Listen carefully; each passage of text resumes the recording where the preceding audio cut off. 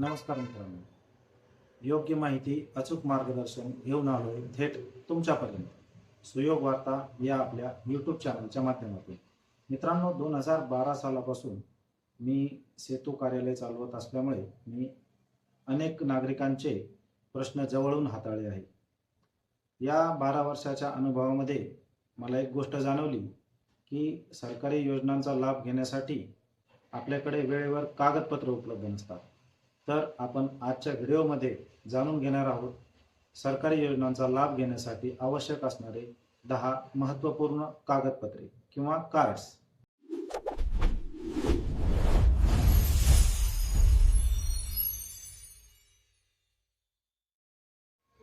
पहिले कार्ड आहे आभा card, Ayushman Bharat card. या कार्डचा उपयोग आपली आरोग्यविषयक माहिती डिजिटलरित्या जतन करून ठेवण्यासाठी केला जातो.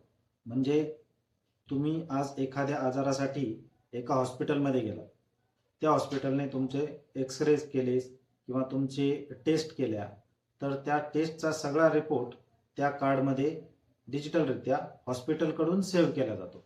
आता विचार करा, तुम्ही दुसऱ्या वेळेस दुसऱ्या हॉस्पिटलमध्ये त्याच आजाराची किंवा दुसऱ्या आजाराची ट्रीटमेंट घेण्यासाठी गेला. दुसऱ्या हॉस्पिटलमध्ये गेल्यानंतर हे आभा कार्ड तुमच्या जवळ असल्यामुळे तुमची सर्व आरोग्यविषयक माहिती पहिल्या हॉस्पिटलने डिजिटलरित्या सेव्ह करून ठेवलेली असते. तर दुसऱ्या हॉस्पिटलला फक्त तुम्ही तुमचं आभा कार्ड दिल्यानंतर तुम्हाला ते पूर्ण फाईल आपण जी जुन्या पद्धतीने घेऊन जात होतो ती घेऊन जाण्याची आवश्यकता नाही.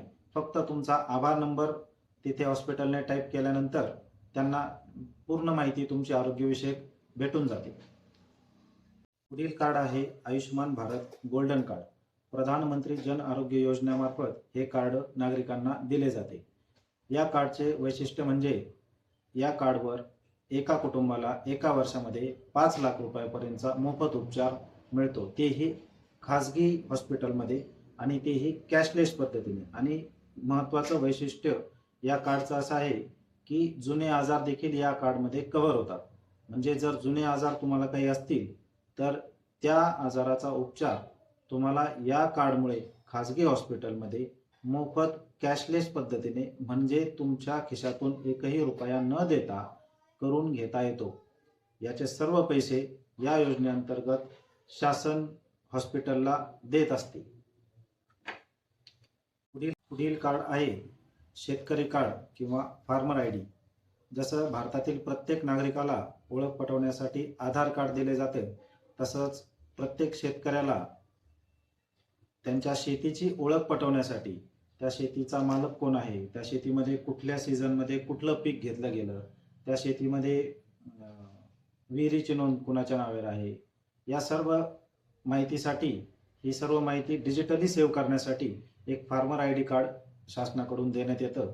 या कार्डमुळे असा फायदा झाला आहे की पीक विम्याचे किंवा नुकसान भरपाईचे पैसे थेट DBT योजनेमार्फत तुमच्या बँक खात्यामध्ये वर्ग करण्यात येतात. तसेच महाराष्ट्र शासनाच्या DBT योजनेअंतर्गत ज्या काही विविध योजना राबवल्या जातात, जसे की ट्रॅक्टर नोंदणी, सिंचन, तुषार सिंचन, फळबाग लागवड, अशा भरपूर शेती उपयोग साहित्याच्या किंवा शेतीशी निगडीत असलेल्या ज्या काही योजना आहेत, त्या योजनांचा लाभ घेण्यासाठी हे कार्ड प्रत्येक शेतकऱ्याकडे असणं अत्यंत गरजेचं आहे. जर तुमच्याकडे हे कार्ड नसेल तर या कुठल्याही योजनेसाठी तुम्हाला अर्जही करता येत नाही. पुढील कार्ड आहे मित्रांनो आधार कार्ड. आधार कार्ड हे केंद्र सरकारच्या UIDAI या प्राधिकरणामार्फत प्रत्येक भारतीय नागरिकाला दिले जाते. या कार्डमध्ये प्रत्येक नागरिकाची बायोमेट्रिक डिटेल्स, जसे की हातांचे ठसे, डोळ्यांचे स्कॅन, तसेच डेमोग्राफिक डिटेल जसे की नाव, पत्ता, मोबाईल नंबर, जन्मतारीख, ही सगळी सेव्ह असते. या कार्डचा फायदा आपण आजपर्यंत सर्वांनी बघितला आहे.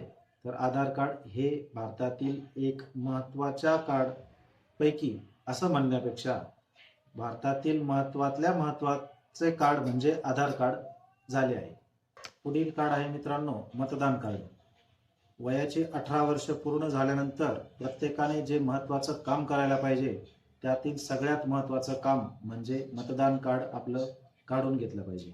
आणि फक्त काढून न घेता त्या मतदान कार्डचा उपयोग सशक्त भारताच्या निर्माणासाठी प्रत्येक मतदान प्रक्रियेमध्ये मतदान देण्यासाठी केला पाहिजे। पुढील कार्ड आहे मित्रांनो पॅन कार्ड।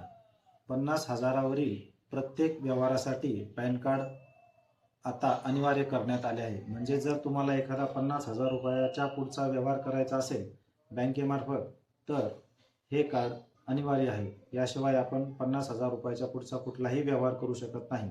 तसेच बँकेची अकाउंटची KYC या कार्ड शिवाय होऊ शकत नाही। तर हे एक पॅन कार्ड हे एक महत्त्वाचं कार्ड आपल्यासाठी ठरत आहे।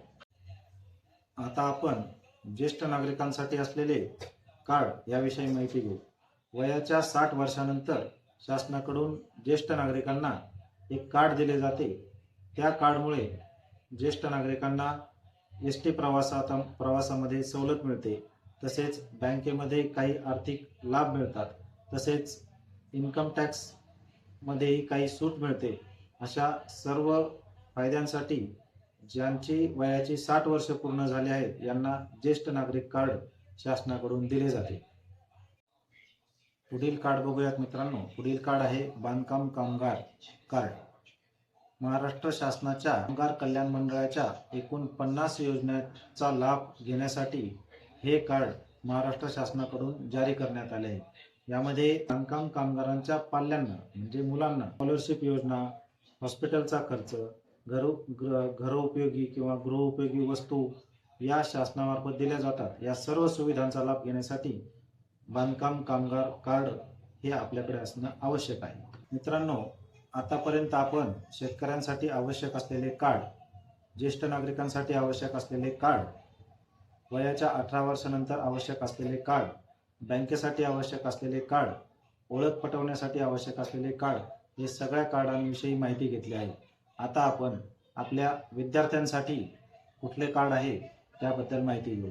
तर विद्यार्थ्यांसाठी मित्रांनो अपार ID या नावाचे एक कार्ड आहे, ज्यामध्ये तुमच्या पूर्ण शैक्षणिक मार्कांची किंवा तुम्ही कुठे कुठे शिक्षण घेतलं, तुम्ही कुठल्या शाळेमधून अगोदर कुठल्या शाळेमध्ये होते, त्यानंतर तुम्ही दुसऱ्या शाळेमध्ये गेला, म्हणजे तुमचा शैक्षणिक प्रवासाची पूर्ण माहिती या अपार ID कार्डमध्ये सेव्ह केली जाणार आहे। तर पहिली ते 12वीच्या विद्यार्थ्यांपर्यंत जे विद्यार्थी आहेत त्यांनी आपल्या शाळेमधून हे अपार ID काढून घ्यायचं आणि 12वीच्या नंतरच्या विद्यार्थ्यांनी तुम्ही घरी बसल्याही ऑनलाईन अपार ID काढू शकता। याच्यासाठी फक्त तुम्हाला आधार कार्डची आवश्यकता असते आणि त्या आधार कार्डला मोबाईल नंबरची आवश्यकता असते, म्हणजे लिंक असणं आवश्यक असतं। तर हे सगळे महत्त्वाचे कार्ड आपण आजच्या व्हिडिओमध्ये बघितले आहोत। मित्रांनो, हा माझ्या YouTube चॅनलवरचा पहिलाच व्हिडिओ असल्यामुळे काही कमी जास्त झालं असेल तर तुम्ही ते समजून घ्या। आपण दिवसेंदिवस आपल्या व्हिडिओची क्वालिटी वाढण्यासाठी आणखीन कष्ट करणार आहोत। या सर्व प्रवासामध्ये तुम्हा सर्वांच्या साथीची मला अत्यंत गरज आहे। तर तुम्हाला कुठल्या विषयावरती व्हिडिओ हवे आहेत, कुठल्या विषयाची माहिती पाहिजे आहे हे मला कमेंटमध्ये नक्की कळवा। आपण त्याच्यावर व्हिडिओ बनवण्याचा नक्की प्रयत्न करू। तर चला मित्रांनो, आज आपण इथेच थांबूया। आता पुन्हा भेटू पुढील व्हिडिओमध्ये।